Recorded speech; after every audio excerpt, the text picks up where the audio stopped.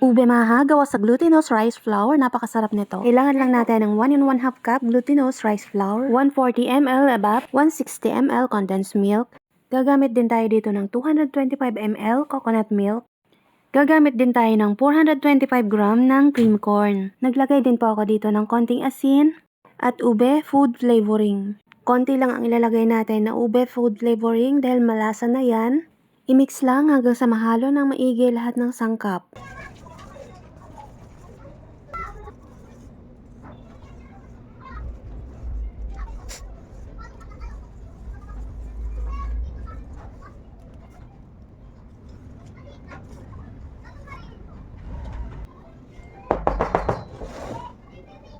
Gagamit lang tayo dito ng medium llanera. Pinahiran ko ng oil itong llanera para hindi masyadong madikit yung maha kapag naluto.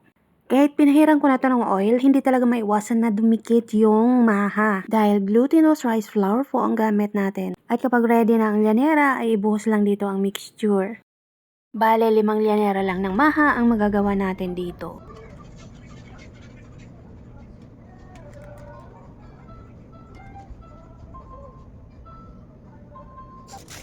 At takpan lang din natin ito ng foil. Habang ginagawa natin ito, dapat may nakaredy na tayong kumukulong tubig sa steamer.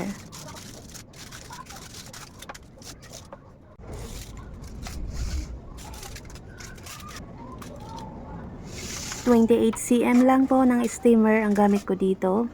At steam lang po natin ito ng 30 minutes para siguradong luto sa medium fire. After 30 minutes, ito na po siya. Medyo madikit lang siya. Kaya kailangan po natin itong palamigin para hindi siya masyadong madikit.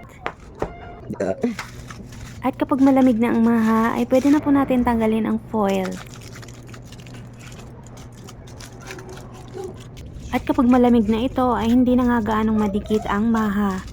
At dito na rin namin yung kinakain sa llanera. Kapag may bumibili naman nito, isinasama ko na rin yung llanera. Sila na lang bahala magbalik sa llanera. Napakasarap talaga nito. Siguradong ulit-ulitin mo yung pagluto nito. Ayan, malagkit siya pero normal lang yan dahil glutinous rice nga po itong gamit natin.